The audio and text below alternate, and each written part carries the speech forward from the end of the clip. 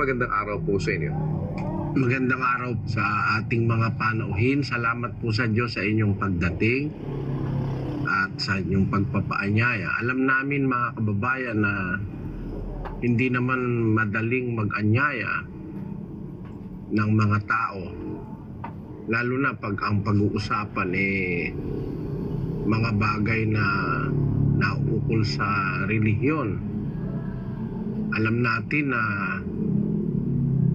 ngayon ay mas maraming bagay na pinagkakaabalahan ng tao at mas maraming bagay na nakalilibang kaysa sa ganitong makikinig ka ng mga salita ng Diyos. Ganun pa man mga kababayan, naniniwala kami na meron pa rin sa maraming tao ngayon, meron pa rin mga natitirang tao sa mundo na nagpapahalaga sa bagay na pampanginoon. Meron kasing mga tao ngayon, wala nang nakakatakot na po ngayon ng merong isang lugar sa Amerika yata na yung mga tao naglalagay ng sungay, nagpapalagay ng sungay sa noo, tapos nagpapatato kung ano-ano ng mga ginagawa dahil hindi naman sila naniniwala na sa Diyos. Meron sigurong mga mahigit po sa 20% ng tao ngayon sa mundo hindi naniniwala sa Diyos. Parami po ng parami yung mga ateista at yun namang ibang relihiyon, bagaman naniniwala daw sa Diyos, ginagawa naman po ang relihiyon ay parang kublihan, isang parang a way of pretense, pagpapakunwari, gaya nung sinasabi doon sa Tito 1:16. Pakibasa mo yun, kapatid na Daniel. Sila'y nangagpapanggap na nakikilala nila ang Diyos, ngunit ikinakaila sa pamamagitan ng kanilang mga gawa. Palibhasa'y mga malulupit at mga masuwayin at mga itinakwil sa bawat gawang mabuti. Yung sinasabi po dyan na mga tao, yung mga nagpapanggap na nakikilala nila ang Diyos, ngunit ikinakaila sa pamamagitan ng kanilang mga gawa. So, ang bibig, ang salita nila, meron silang Diyos. Pero kung titingnan mo yung gawa, wala silang Diyos. Malulupit, masuwain, mga itinakwil sa bawat gawang mabuti. Pakibasa mo nga yun sa Hiligay noon, kapatid natin. Nagatun-ad sila nga nagakilala sila sa Dios. Apang sa ila mga buhat, ginapanghiwala nila siya. Sila mga kalangil-aran, di masinulundon, di takos sa bisan ano nga maayong buhat. Ayon, nagatuan sila nga nagakilala sila sa Diyos. Apang sa ilang mga buhat, ginapanghiwala nila siya. Ayon, merong mga tao na sa bibig lang, sa salita lang merong Diyos. Pero kung titignan mo yung kanilang ginagawa, wala kang makikitang Diyos sa kanilang buhay. Kaya po salamat sa Diyos, meron pa rin tayong mga kababayan kagaya ninyo na nakukumbida natin sa pag-uusap na ukol sa Diyos. Kasi marami pong mga wala namang interes dyan gaya nung sinabi ng Panginoong Jesus doon sa 8:47 ng Juan. Ang sa Diyos ay nakikinig ng mga salita ng Diyos. Dahil dito'y hindi ninyo dinirinig sapagkat kayo'y hindi sa Diyos. Yung ang wikang sa Diyos ay nakikinig ng mga salita ng Diyos. Dahil dito'y hindi ninyo dinirinig sapagkat kayo'y hindi sa Diyos. Meron pong pagkakakilanlan tayo sa mga tao. Meron pang pagka-Diyos sa buhay, meron pang Diyos na kinikilala. Nagkakaroon sila ng nasa na makinig ng salita ng Diyos. Pero ang sabi ng Panginoong Jesucristo, yung ayaw makinig, Dahil dito'y hindi ninyo dinirinig sapagkat kayo'y hindi sa Diyos. Nakita nyo mga kababayan, meron po talagang ayaw makinig. Kaya nagpapasalamat kami kung merong mga ilan tayong naanyayahan sa iba't ibang mga lugar na may kagustuhan pang makinig ng salita ng Diyos. Hindi naman kasi yan pangkaraniwan na ngayon sa mga tao na makinig ng salita ng Diyos. Meron ang gustong pinapakinggan, yung mga chismis, yung mga kasinungalingan, yung mga relihiyon na nanloloko, marami pong miyembro yun. Yung mga nanlolokong mga mangangaral ngayon, hindi naman nagsasalita talaga ng salita ng Diyos. Nagkukwento ng kung ano-anong mga naimbento nilang kwento. Yun po ang maraming mga miyembro. Gaya nung nakasulat sa 4:5 ng Mateo, kapatid na Daniel. At sumagot si Jesus at sinabi sa kanila, "Mag-ingat kayo na huwag kayong mailigaw ni numan, sapagkat marami ang magsisiparito sa aking pangalan na mga nagsasabi, ako ang Kristo, at ililigaw ang marami." Yung salita ron, ililigaw ang marami. So hindi po konti lang ang maliligaw. Maraming maliligaw. Sapagkat ang may kagagawa nito, yung mga nagpapanggap na mga sa Diyos, yung mga bulaang Kristo, mga bulaang propeta, maraming maliligaw. Kaya makikita nyo mga kababayan, merong panganib sa ating panahon. Marami nang hindi naniniwala sa Diyos. Nasa mahigit na pong 20% ang mga ateista at mga agnostics. Pagkatapos, yun namang naniniwala sa Diyos, nagpapakunwari lang yung iba.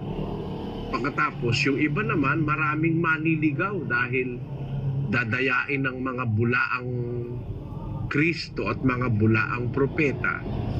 Makikita nyo kung gaano kapanganib ngayon sa kaluluwa ang ating panahon. Yan po ay nakasulat sa Biblia. Kaya kami po ay nag-aanyaya sa inyo. Baka sakaling sa isang paraang maliit ay makatulong kami sa pamamagitan ng pag-aanyaya sa inyong mag-aral tayo ng salita ng Diyos sa Biblia.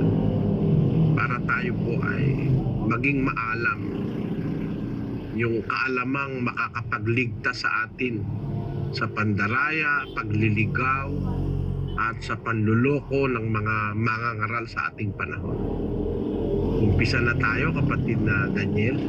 Opo, kapatid na Eli, puntahan agad natin ang Davao del Norte, Davao kami. Bakit may araw ng mga patay? Ikalawang tanong, bakit pinagdidiripan ang Pasko? Unang-una kapatid, yung araw ng mga patay, naimbento ng Katoliko yun. Pag araw ng mga patay, maraming mga may patay na nagpapamisa. Ang tema ng mga pagpapamisa para maalis daw sa purgatorio yung mga kaluluwa ng patay. Imbento yan sa Biblia. Wala naman kasi sa Biblia yung salitang purgatorio. Kahit basahin natin ang buong Bibliang Katoliko, wala pong nakalagay na purgatorio. Nung araw po, para matiyak mo na ang isang salita wala sa Biblia, magbabasa ka muna ng buong Biblia. Gaya ng ginawa ni Rizal. Kaya niya nasabing walang purgatorio, hindi totoo yun. Kasi binasa niya mula Henesis hanggang Apokalipsis. Ngayon, hindi na masyadong mahirap. Papahanap mo lang sa computer, mabilis na. Wala pang 1 minuto, makikita na kung meron ba nun o wala. Basahin natin si Lucyong No Limitangere ni Dr. Jose Rizal. Po, ito po yan sa Noli Me Tangere, page 72. Ang sabi po dito, "But now, let's see how the idea of purgatory, which is absent from both the Old and the New Testaments, became Catholic doctrine. Neither Moses nor Jesus Christ make the slightest mention of purgatory." Ayun, sabi ni Rizal sa kanyang No Limitangere. Kilala naman natin si Rizal. Our national hero is Dr. Jose Rizal. And he was killed by firing squad. Kasi kaya siya pinatay, meron siyang mga sinasabing laban sa doktrina ng Iglesia Katolika. Ang isa riyan yung tinatawag na purgatorio. Yung purgatorio, sabi ni Rizal, binasa niya ang buong Biblia mula sa Henesis hanggang Apokalipsis, at ang sabi niya, kahit si Moises, kahit si Kristo, walang binabanggit na purgatorio. Kaya yung aral ng Katoliko na ang mga patay ay ipapanalangin para alisin sa purgatorio, ipagpapamisa, wala po sa Biblia yon. Actually, miski sa Bibliang Katoliko, in fairness mga kababayan sa inyong sarili, sa inyong paniniwala, kung magbabasa kayo sa Bibliang Katoliko, yung salitang misa, wala po yun sa Bibliang Katoliko mismo, yung misa, yung pagpapamisa. Papanalangin yung mga patay, magsisindi ng insenso, papausukan yung altar. Yan po ay hindi tinuturo ng Biblia na merong ganyang seremonyang misa. Actually mga kababayan, wag sana lang kayong magagalit, magbukas kayo ng isip. Kung gusto nating ang matutunan natin yung katotohanan, dapat yung matututunan natin salita ng Diyos. Wala akong salita ang Diyos na misa eh. Kaya nga ang sabi ng mga apostol sa 4 ng unang Korinto, pakibasa kapatid na Daniel.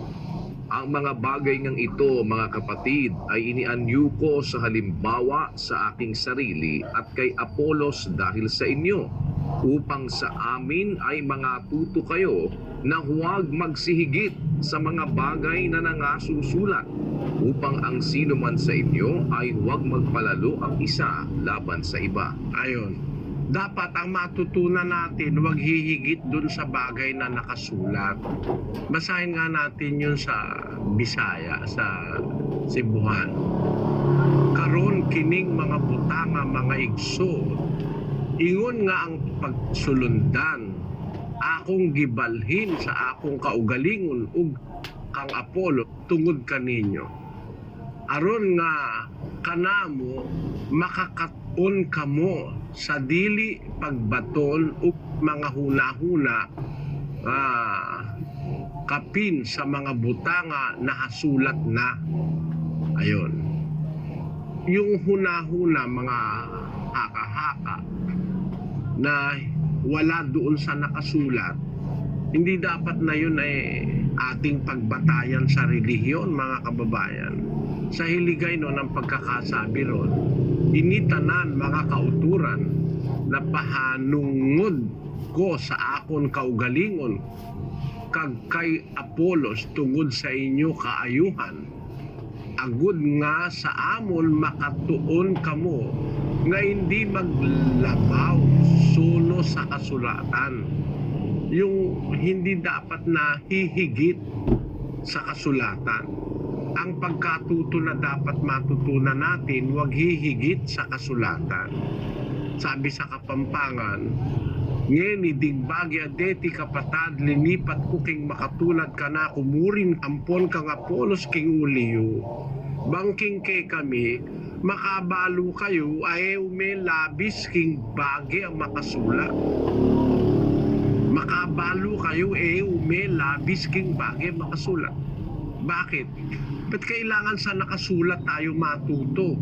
Sabi doon sa 14:37 ng unang Korinto, kung ang sino man ay iniisip niya na siya ay propeta o ayon sa Espiritu, kilalanin niya ang mga bagay na sa inyo isinusulat ko na pawang utos ng Panginoon. So yan palang mga sinulat ng mga apostol, yan ay inutos ng Diyos na isulat nila. Basahin natin sa Cebuano.